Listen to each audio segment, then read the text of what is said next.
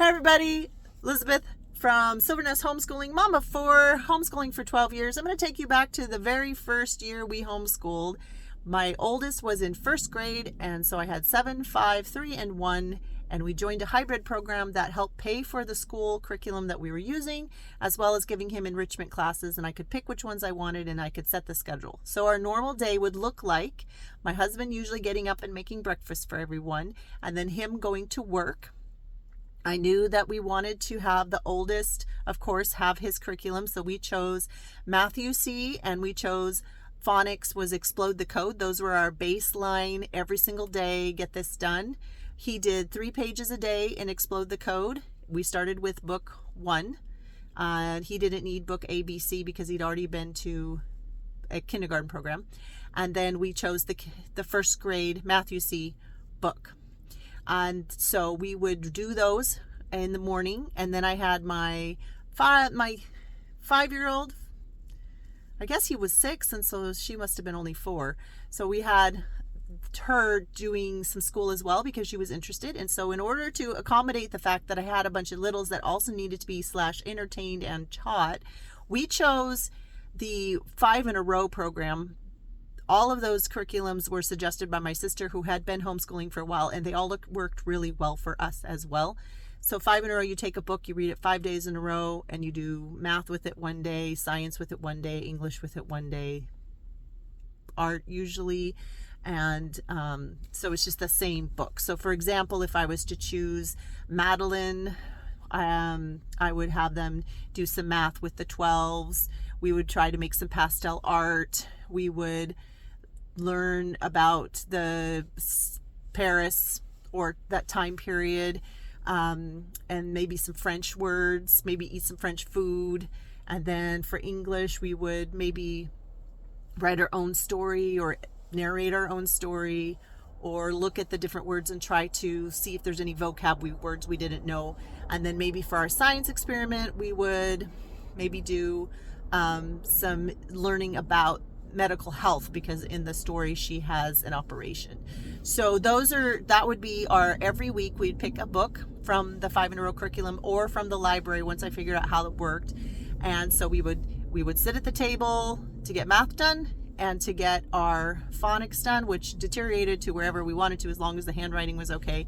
And I would correct it that day. I would sit with him and help him read anything he needed to know. And then the other kids that were like, I want something to do, I would give them Play-Doh or coloring pages or scissors and paper to cut or stickers. I remember one kid, she would just take all the stickers and pile them up in a pile. I had come from a preschool background, so that wasn't as professionally, so that wasn't as hard for me to figure out like activities for them. And everything would take about an hour to 2 hours. I remember that year we also created a ABC book for my second born. So she would go around the house and we would find things that started with like the letter B and take a picture of it, and then we would add it to this book. And so she would be making her own alphabet book. That was really fun.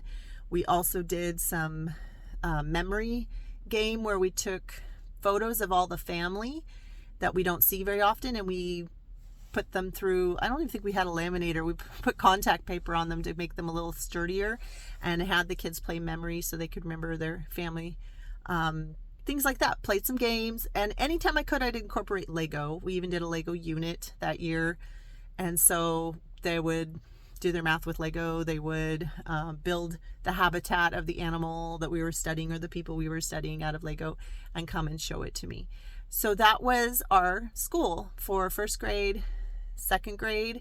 We added in kindergarten, and then all that was in the morning. And then in the afternoon, if we had classes, the kids would get hopefully a nap or a rest. Then I would schedule a class a couple days a week, maybe 3 classes in a row at the hybrid school, and I would have to bring all the kids with me that weren't in the hybrid class. And so we tried to keep it pretty small. I remember getting the recommendation to take no more than 7 enrichment classes, and I think 6, 5 became wiser.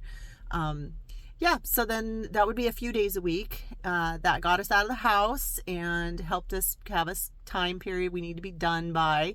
But in general, that morning school time, we tried to be finished before naps for the other kids. And then the other thing I learned pretty quick was to make sure that the youngest child had my attention right away in the morning. So if we were making breakfast, or if it was breakfast time, I would spend extra time with her and then get her down for a morning nap. We would get our main school subjects done while she was sleeping.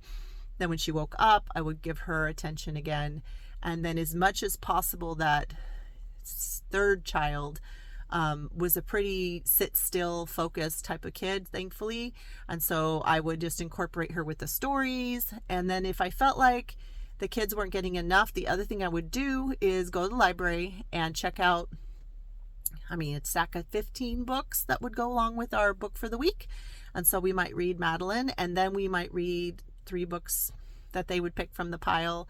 Maybe one would be on Paris, maybe one would be on health, maybe one would be on, and a lot of our learning was from books, and then whatever projects that we were doing that day. We didn't do more than that. Maybe the special project would take 15 minutes. Everything was in about 10 to 15 minute increments because that's the focus. That was what the kids could do, and we kept it hopping like that. Were there tears? Yes, but there were tears in kindergarten over learning to read.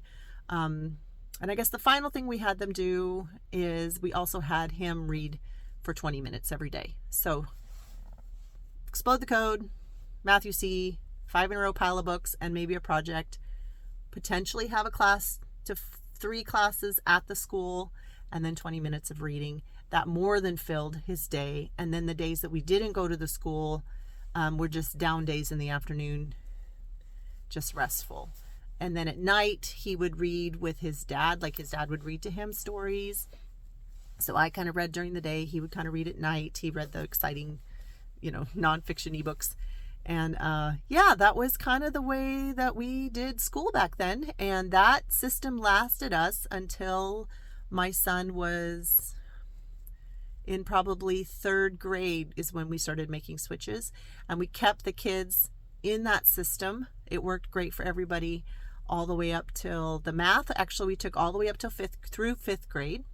The phonics usually lasted us, Explode the Code. It taught them to read, but they usually finished around 4th grade with books 1, and then we would do 1.5, 2, and 2.5. So we'd finish 4 in a year. That, for our family, we don't have any, learning disabilities. So for us, that wasn't a big deal. Doing 3 pages a day wasn't a big deal. And I could monitor their handwriting, the way they were learning, make sure they were learning to read. So, yep, that was the baby days. And yeah, there were some tears, and yeah, there were some harder days. And yeah, we did, lunch was at 11, so that we could be at the school by noon. And and the little baby would sometimes sleep on me at the school, or put her in the stroller and push her around. And then the older 2 would play at the park. They have a family room where other kids are playing, so they get some playtime with their friends. And every now and then, like, one of the kids would actually go into a class with older sibling and get to sit in and see what was happening. There was an adventure class, I remember, where they would go outside, so they got to do that. But yeah, that's what we did. It worked. It was a good foundation because we were consistent. Even if we decided to, if we had a day that was not going well, we never skipped math or phonics unless you were sick. We could adjust 5 in a row and maybe read extra books or do 2 projects on a day if something had happened, but we never skipped the phonics and the math. And I think that foundation has stood us well. And then now, as they've gotten older, they actually would get up and do their own math and phonics because they realized pretty quick that if they got their work done in the morning, they had more free time.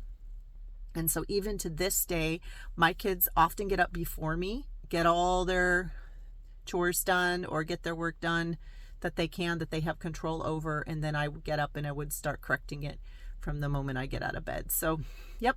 And I think too, the daily checking of the work.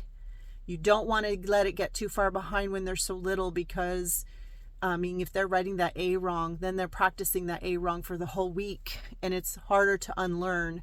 If they're getting their math done wrong, it's really important, I feel like, that they get that feedback daily at that age. And then I would also have them correct that up to 80% in math.